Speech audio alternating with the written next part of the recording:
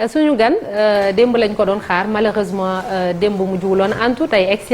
egsi na moom daanaka Chérif nee na moo yeewaa télé bi sax n'est-ce pas kilifa ñu ngi lay nuyu di la ziar dégg naa yaa yeewaa télé bi tey mbaa yaa ngi ci jàmm. non c'est-à-dire bon maa ngi nuyu ñi ma fi fekk ñëpp. samay nit ñoo xamante ni au-delà de ni ñuy kii nii ci kii bi. ay humainement c'est des gens yoo xamante ni voilà koo ci gis respect ak amour mooy daw sa diggante ak ñoom donc maa ngi leen di nuyu téléspectateur u TFM matinal di jéggalu ci retard bon je ne vais pas l'appeler comme ça duma ko woowee retard peut-être que dama def yëfu Saalum départ Kaolack bëgg a yegg si Dakar donc maa ngi soog a yegg si comme ni nga ko waxee voilà donc di jéggalu en tout cas ci kii bi jox la une deuxième chance comme ni nga koy defee dans la vie il faut savoir donner aux gens effectivement Aïcha Chérif ñu bàyyi la nga tàmbali waxtaan bi bëri na ko nar a junj tey justement dañuy ñëw nag ci tolluwaayu Sénégal gis na leen sax bërki démb yaa ngi woon ca ndaje ma ci li nga xamante ni mooy seen naataango rapport bi nga xamante ni ci loxo muy nit doof laataa loolu gis nañu ne Sénégal wàllu corruption yëngatuwu ci yéen en tout cas bu dee wàllu kër gi gis nañ la yow ak ki nga xamante ni mooy Thiat def ngeen sax ay son yu bëri ci wàllu guerre gi situation fii mu demee Sénégal est-ce que am nga mbetteel bu ne yënguwul malgré que am na ay kuréel yu ñu fi def ngir xeex guerre ci réew mi waaw am na mbetteel parce que moi je pense que ni fi ñu toll nii dañu nekk ci compétition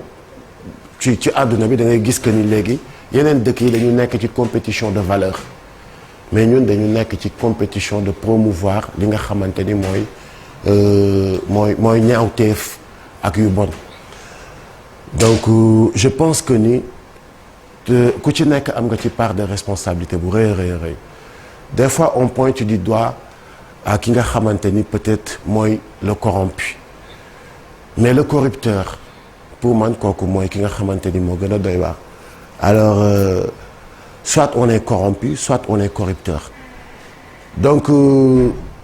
àdduna am na fu muy toll dañuy jël ñun ñëpp ku ci nekk suñu ego ñu jël ko ñu teg ko fële benn instant nit ki mën na nekk sax ci benn affaire ba mu yàgg mu ximmaliku ne non attends on veut construire un pays ou on veut léguer un pays à nos enfants boo xamante ni franchement il faut que ñu tëggalee leen ko nii parce que nit mën nga am melokaana boo xamante ni mën nga dem ba benn instant nga jël recul nga xool parce que surtout boo demee ba toll ci jur nga gis say doom di màgg yow nga toog en âme et conscience nga xam ni man lii ma nekk nii doxut te bu ma continuer ci lay éduquer samay doom te je ne veux pas que mes enfants deviennent demain des personnes yoo xamante ni nuisibles pour la société donc dinaa fexe ba vraiment bañ a topp suma bànneex dagg lii nii quoi arrêter ko pour le bien-être de mes enfants c'est-à-dire à un moment de la vie il faut que ñu toll foofu ku ci nekk bàyyi say intérêt bàyyi say wéy il faut que ma réaliser lii bàyyi say d'accord on doit réaliser on doit faire des choses mais quand même prenons le temps de le faire. matérialisme bi maanaam. ñu jël ko teg ko nële moo ñu yóbbee ci yu bari nañ ko jël ñu teg ko nële te xam ni le plus important mooy que ni muy tey muy suba muy ginnaaw suba nekkuñu ci compétition dañu nekk ci loo xamante ni on veut réussir et la réussite il faut que nit ki am ci benn état d'esprit boo xamante ni bul jàpp ni par exemple comme nga war a jëmbat garab. mais boo calculer damay jëmbat garabu guy nga xam ni garabu guy yaa ngi koy jëmbat tu as 40 ans nga war ko balaa nga ko fekkee il faut que mu dem ba am 40 ans non du ma ko jëmbatal ko say doom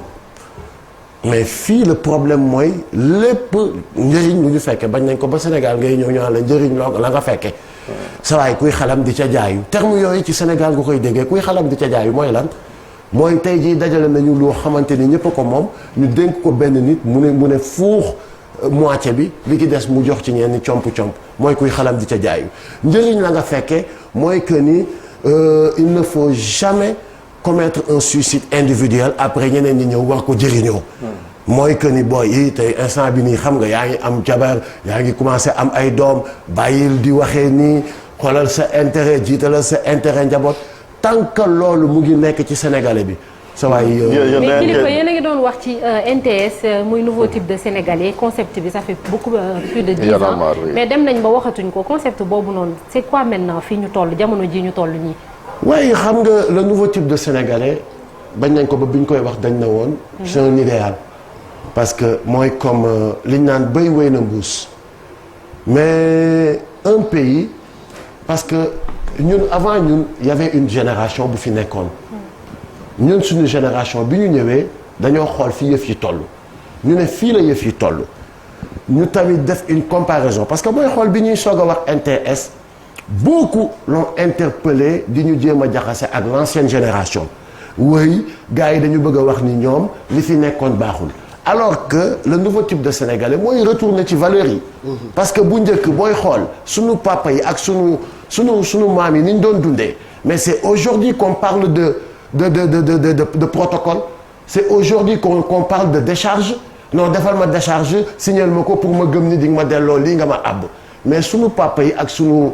maam yi daan nañ lebalante ki sutura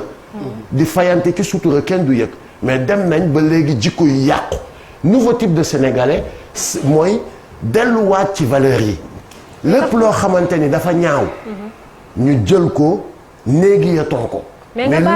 nga baal ma ndax du jamono ji la gën a ëpp solo ndax boo ma joxe exemple réseaux sociaux yi rek nit ñi sax am nañu kersa dugg ci réseaux sociaux yi ndax saaga yi wax yu ñaaw yi et puis maintenant on s'attaque à nos fondamentaux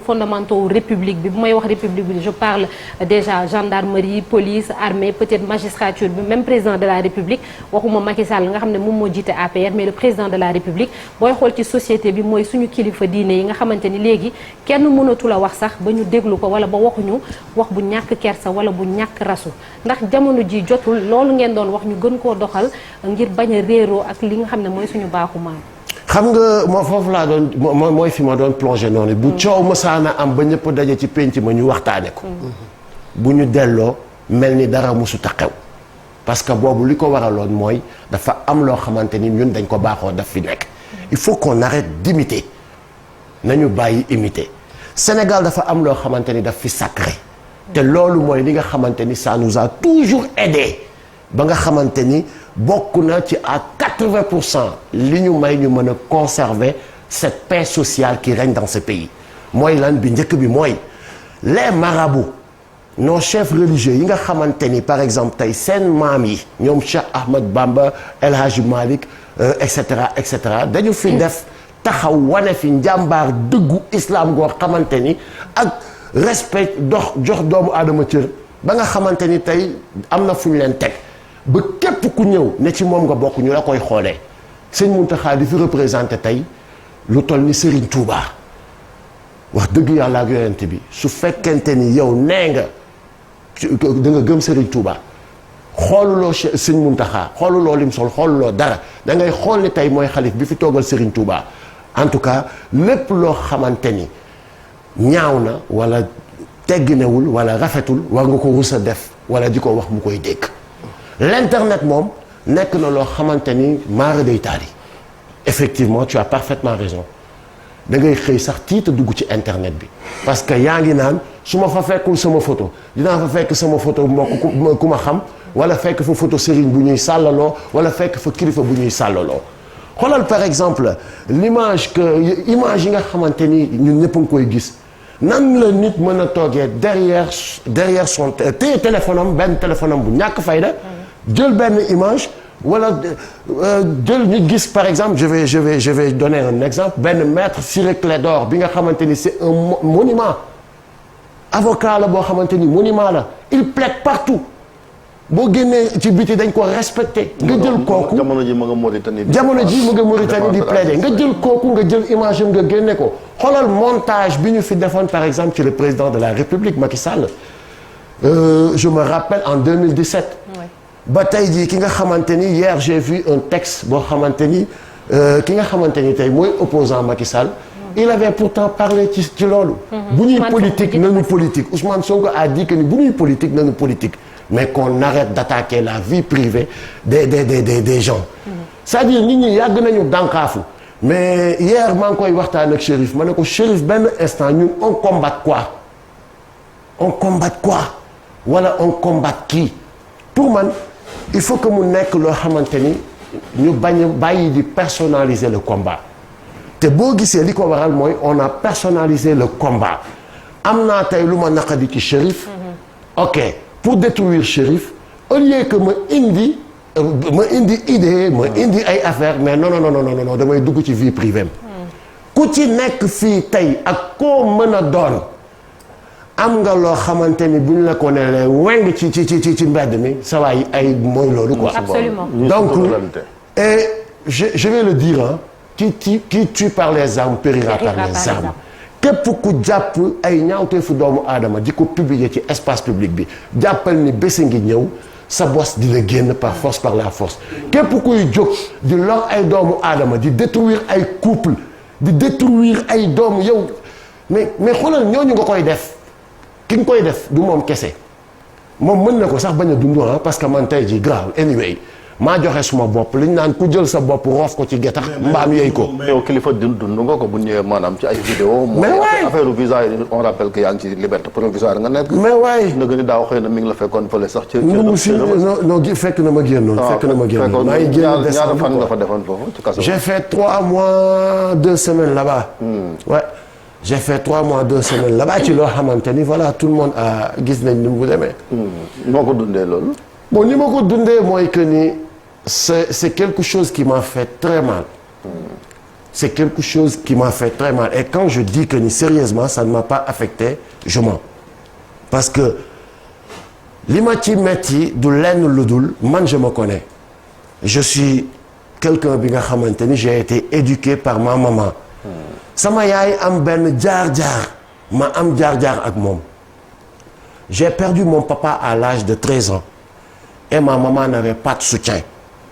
J'étais son seul fils ay doom yu jigéen la amoon ak sumay petit frère alors je devais automatiquement coûte que coûte war a taxawee sama taxawaayu nu baay boobu fi jóge ak sama taxawaayu nu yaay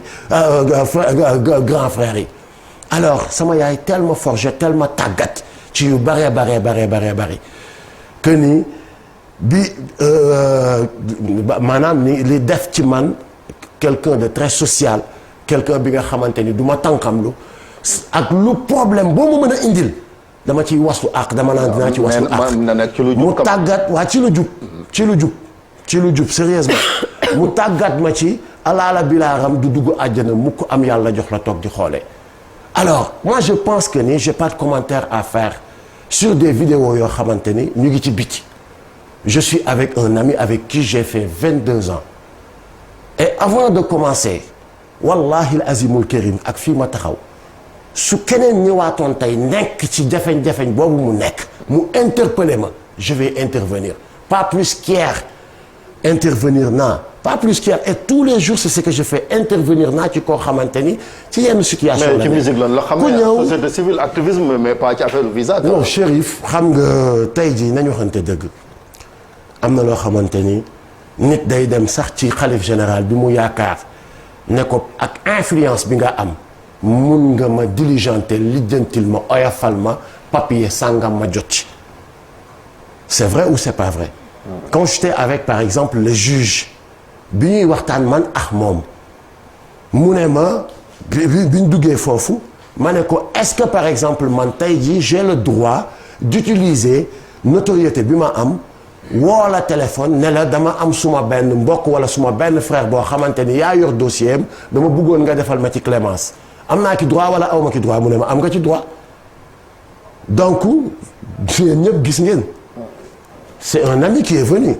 il m'a exposé son problème mooy que ni son fils devait aller se soigner alors il fallait lui trouver un rendez-vous avec le consul pour que mu may ko visa je pense que ni vidéo bi dépassé wul loolu vous m'avez vu avec mon téléphone en train de trouver des solutions attends j'appelle diw am nga numéro consul diw mu ne ma non gis nañ vidéo yooyu yëpp mais quand la manipulation prime da ngay toog seetaan yónni yàgg mais man en âme et conscience man kilifa wallahi al azimul karim damay yëkkati suma loxo bi su fekkente ni mës naa def wala ma participer ci lenn luy nuire Sénégal wala nos institutions wala ko yàlla bu ma yendu xalaatuma ko sax. xalaatuma ko sax njaayum visa. xew na ba xewi ñun waa kër gi. tu peux demander ça à tous les rappeurs ñun waa kër gi musuñ ci bokk musuñ ci dégg parce que du lu ñu gëm. du lu ñu gëm gëmuñu ko tey te musuñu ko gëm alors maintenant nag ku ci nekk bu la neexee amal sa conclusion boo def l'essentiel en est que moi je suis quitte avec ma conscience. D'accord. Mais le mal que bi ma doon wax mooy que ni dafa dem ba bi mu amee dafa am suma benn booy boo xamante ni daf ma mus a boole ak benn copain boo xamante ni dafa amoon jafe-jafe ñu tëj ko ci kaso bi. ma ciy taxaw di ki dox fekk avant boobu avocat yi lekk nañ ko nit ñi lekk nañ ko presque 10 millions dépassé na ko ci. bi ma ci doxee ba yàlla def mu sotti alors bi affaire bi amee booy bi dafa jooy bi mu jooyee mu ne ko lan la grand bi lii kiiwul sax ci moom mu ne ko non jooyu ma loolu dama xam ni dinañ yàq ko ku am njëriñ koo xamante ni li muy def ci suuf moo ëpp li muy def ci kaw li nit ñi di gis xeex beeg affaire yooyu mais su ma xëyee ba tëdd jot nit ñaa ngi indi seen soxla maa ngi ànd ak ñoom ki sutura di leen ci jàppale. alors te musuma accompagner nag musuma jàppale nag. qu'on soit clair comme ni nga ko waxee. nit bu nekk ci ndëng wala jubal. soo ñëwee sax ne ma dama am ku nekk prison dama la naan lu mu def. am na ku soo ma nee dafa violé ma ne la du ma ci dugg. Kilifeu am na ku nekk ci kaso bi jamono ji muy Nit Doff Ibou je sais pas si sa question bi ci loolu la. non moi c'était par rapport au message c'est vrai que Chérif wax na ko léegi. ci musique lañ la gën a xàmmee. c'est vrai que après gis nañ leen seen engagement ci côté société civile dañ ciy def liggéey bu ñuy rafetlu waaye dañu gis nga énumérer ay manquements yu bëri ci société bi. internet retour aux fondamentaux c'est quoi le message aujourd'hui parce que lu ëpp ci seeni sorties dañu gis ne c'est peut-être gouvernance bi ngeen di xeex kilifa yi ngeen di waxal mais di ngeen di wax ak askan bi dafa mel ni dafa xaw a néew lool. c'est que lan ma war a doon seen message tey pour aider vraiment à cette jeune génération de changer de comportement surtout. de comportement mooy comme li ñuy wax bon voilà quoi gis nga jagle yàlla moo koy def à un moment bul ne Malick Thiandoum mooy wax Malick Thiandoum neexuma je ne vais pas donner du crédit ci li muy wax Chérif mooy wax. Chérif waaye Chérif de romb naa ko démb bistro ba muy naan donc du ma jox crédit li muy wax mandikat ki naan ba mandi di xam les conséquences il est plus mieux placé de te dire que ni naan baaxul ki nga xam maanaam li ñu naan ki lakkle ba xamle moo la mun a wax nu lakk mel il faut que nit ñi d'abord di génne diw mooy wax diw moo dul wax déjà loolu il faut que ñu teg ko mais dañu dem ba un Sénégal boo xamante ni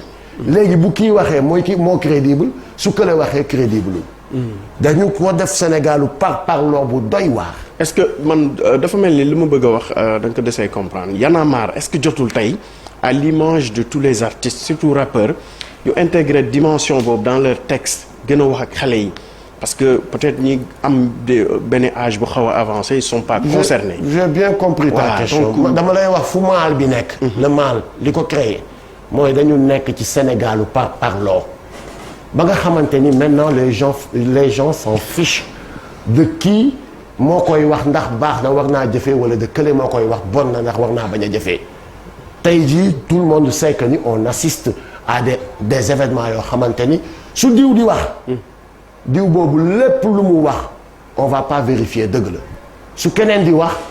lépp lu mu wax on va pas vérifier du dëgg parce que lan neexuñu wala faruñoo ak moom wala bokkuñoo ak moom camp. est-ce que c'est le cas pour Nit Doff muy Mor Talla Gueye mi nga xam ne jamono jii di yoon da koo téye. effectivement c'est le cas loolooy cas wu Nit Doff. Nit Doff est victime de son appartenance. Oui parce que je vais vous rappeler que ni Nit Doff il a été inculpé. ci lan injure. dafa saaga benn vidéo bu mu doon def. benn vidéo boo xamante ni sénégalais yëpp seetaan nañ ko. Nit Doff man la vidéo que j'ai regardée gisuma Nit Doff indexé ne diw sangam sa nangam dégguma ci benn yoon fu Nit Doff ne sénégalais yi nañ leen wàcc ci mbedd mi ñu taal dëkk bi booleel dëkk bi. mais saaga na quand même. xaaral non dégguloo maa ngi ñëw j'arrive maa ngi ñëw. gisuma fenn fu Nit Doff désobéiré wala fu Nit Doff proférer une menace contre qui que ce soit te pourtant il est poursuivi pour ces faits yi ma fi wax.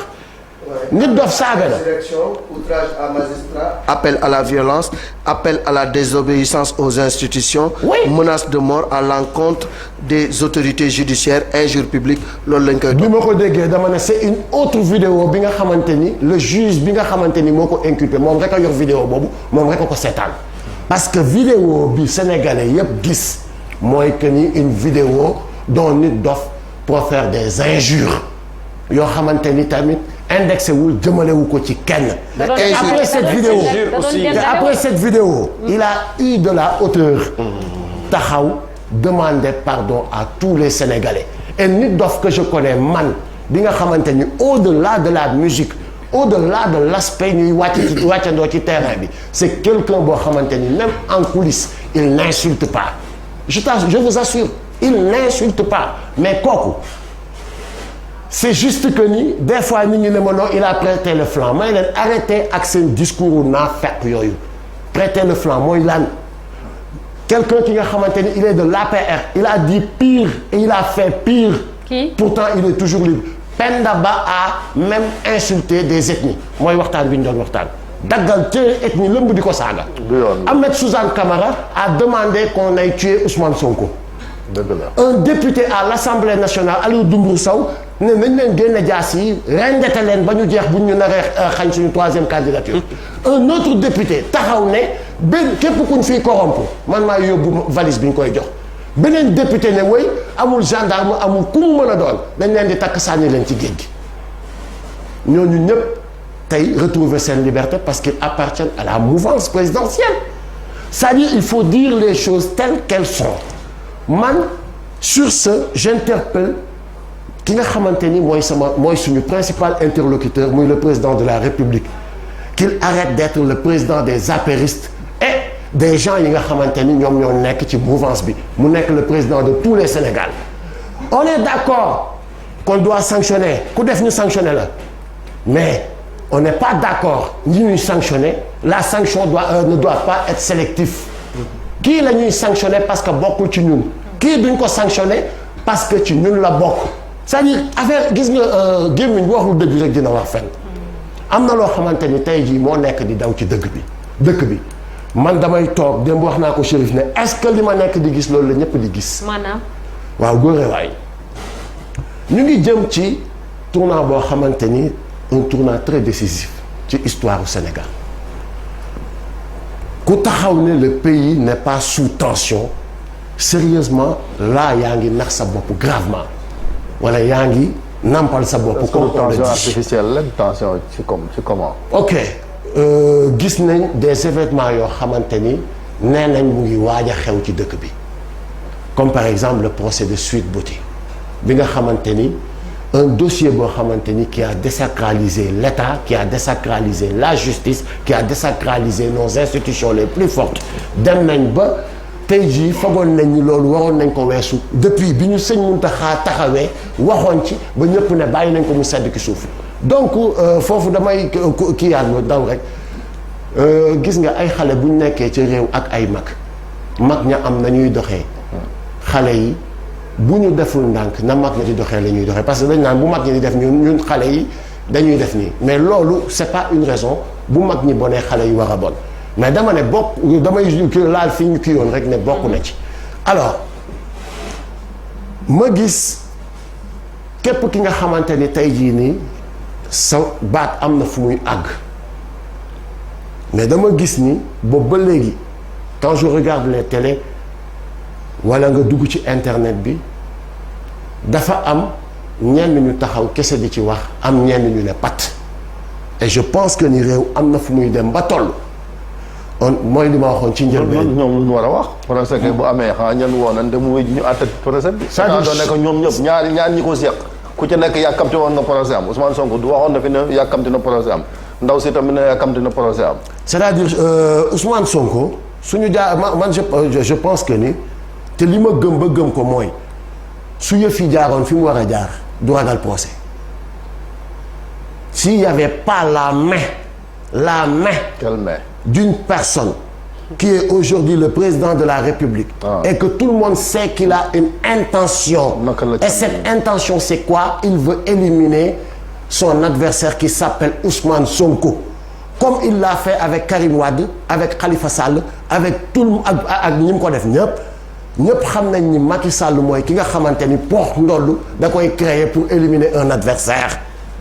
ça va là on parle de mœurs on parle de viol et tout le monde sait que ni du ma ci sax delluwaat di ki dellusiwaat quoi parce que dafay bu yàggee dafay xalele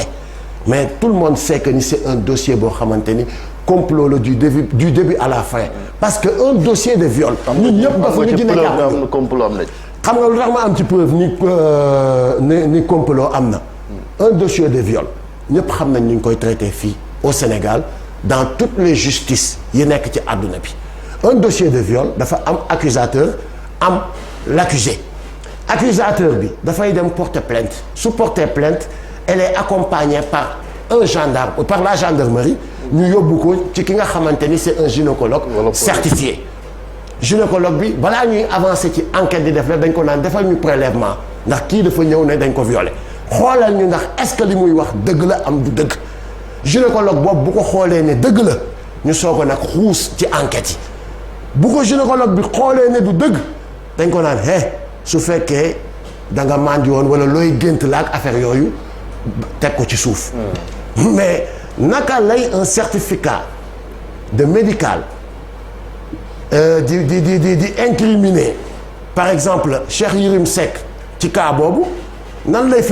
nan la incriminer Sitor Ndour ci cas boobu nan la blanchir Khalifa Sall ci cas boobu ñu ne certificat médical boobu du blanchir Ousmane Sonko comment on peut expliquer ça mooy comme li ñuy wax rek man du ma nangu yenn yi waaye non le gars il a prêché le flanc dugg na fii il ne devait pas être là-bas dugg na fii gis nga loolu yëfam la paa bi dafa xëy jànk ba ëmb bi jànk bi ëmbee jabar ji ñëw ne ko sëñ bi jànk bi de dafa ëmb mu ne ko affaire am la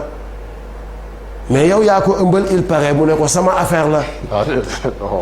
man tas naa maa ngay génn sa kër mu ne ko sa affaire la non yaa ngi simplifier affaire bi. non simplifier wu ma affaire bi c'est-à-dire affaire la sama affaire la quand même. non c'est sérieux quoi affaire justice la. non rek sama affaire la parce que yaa ngi fi wax ne dafa am ay ba gis nga ko yee fitna ak yu ni mel donc mënut a nekk affaire kenn warut a ci seetaan nag sama affaire la. Chérif xam nga bàyyi justice leeral ko xam nga buñ nee justice la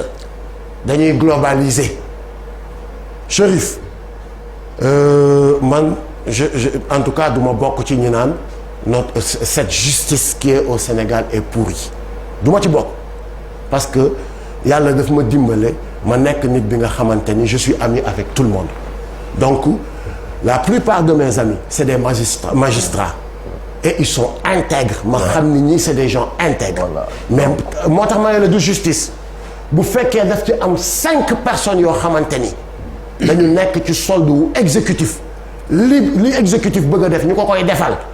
non sérieusement ñooñu ñoo war a arrêter kon nekkatul affaire justice mais ñeneen ñi maa ngi leen di interpeller. mais est-ce que war nañoo nangu ku nekk kun laa lekk yow comme xam nga yaa ngi nii comme ni do sa cas bu doon say mbokk wala ñi ànd ak yow nee nañ doo wuy ji man mi tam moo amee jafe-jafe ñu ne du mu wuy ji. mais waruma woon est-ce que justice dina fi am. mais waruma woon wuy ji parce que man la ñu njëkk a violer sama droit. non waxin la rek waxin mais wuy ji nga au moins respecté nga wuy ji. waaw mais parce que mais non mais attends bu ma amoon li Ousmane Sonko am du ma wuyu ji. maanaam parce que dañ ma tooñ ñaar bi ma. moi j'ai été filmé à mon insu. beneen bi mooy que ni je ne devais même pas répondre à la police parce que loolu dañ ko éliminer ci droit dañ ko éliminer. lan. mais li ñu jël comme élément c'est pas crédible. parce que lu ñu ne une personne ne doit pas être filmée à son insu. donc lépp lu ñu la mën a indil ci moom dàq nañu ko. te pourtant topp nañ ci mooy nañ ci langaamu nañ ma ci wax nañ ci lu leen neex waxee nañ ko nu mu leen neexee ba def ma ci mandat de dépôt. d'accord Chérif El Hadj Malick mais bu ma amoon li Ousmane Sonko am du ma wuy ji de. El Hadj Malick après ñu kilifa li mu doon wax léegi rek ci tension ambiante bi nga xam ne ku nekk ci réew mi rek yaa ngi am benn tiitaange parce que les discours léegi discours yi dafa virulent dafa violent à la limite il y a même des discours très insolents tey jii est-ce que waruñu def appel au retour à la paix à la cohésion sociale parce que réew mi ñun ñoo ko bokk te li nga xam ne moom mooy lu ñëpp bokk kenn waru ko taal kenn waru ko tas te li nga xam ne tey moom moo ñuy séparé mooy bu ñu demee ci urne yi ñun le peuple nous sommes souverains. mais ouais Malick sérieusement parce que gis nga par exemple Nit Dof dama ciy jëlaat exemple bu ndaw. Nit Dof bi muy def sa vidéo là nekk en colère parce qu'il a subi beaucoup d'injustice liñ naan lu ëpp tuuru Malick am na foo xamante ni buñ fa àggay rek bëy day woy mbuus. ku artuwul di nga atte. chaque jour nit ñi ngeen dégg nit ñi di wax loolu. c'est ça dafa am ñoo xamante ni Malick yàlla daf leen jagleel sama grand bi nga xamante ni tey jii il est reconnu mondialement que c'est une personne boo xamante ni dafa bokk ci waxuma la Sénégal mais Afrique bu jógee tey la dafa bëgg lii yàlla def ca barke yàlla ànd ceeg moom muy Youssou Ndour j'interpelle tout le monde ci un discours d'apaisement. J'interpelle aussi tout le monde ci ñu wax ak Macky Sall dëgg Malick. Malick benn nit moo fi nekk di tooñaate muy Macky Sall yor karawaasam ne ku ma neexul laa koy duma Malick aussi tamit gis nga loolooy dëgg ji. te man dama jàpp ni peut-être benn kilifa mën na ko wax parce que man Malick awma bu fekkente ni dañu teg Sénégal amatuma dara lu ma préserver Sénégal bu taxawee amatuma dara lu ma préserver moo xam ma bokk camp bi wala ma bokk camp bële mais je vais parler pour sauver le soldat Sénégal Malick dëgg ji mooy te ku ko waxul peut-être liñ naan ku ne nguur neexul da nga cee bokkul maanaam da ngay bañ a perte privilège yaa nga ca am wala da ngay bañ ñu dugal la ci ndungu siin wala da ngaa bañ ki Macky Sall bëgg a dóor beaucoup se sont tus parce que dañoo bañ Ousmane Sonko ñu bëri tamit ñi bay war a wax waxuñu parce que bugguñu perte privilège yi ñu am ñeneen ñi tamit bugguñu wax parce que dañu ànd ak Macky Sall ñee ragal a dem kaso mais man j'ai pas peur de tout ça. mais am na ñoo xam ne tam certainement waxuñu dañuy xaar ba élection jot comme niñ ko defee ci local yi ak législative yi nga xamante ne dañoo ñooñu électeurs yi majorité silencieuse comme on dit. la majorité silencieuse mais les grands électeurs am na dëkk boo dem am na ñu ñuy woowee les grands électeurs parce que carte Youssou Ndour par exemple benn carte la falul président folliwul président waaye baatu Youssou Ndour baat la boo xamante ni day dem fu sori tabax fakal la macha allah tabax fakal la macha allah man sama oto boo ci duggee par exemple damay déglu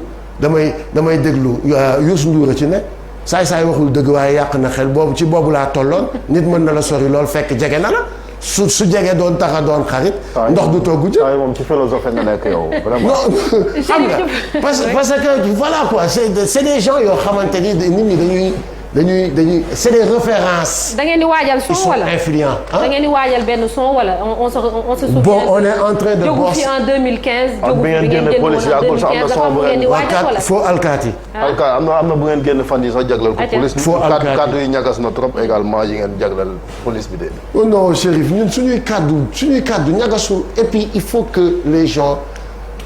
acceptent tey jii li nga xamante ni Youssou Ndour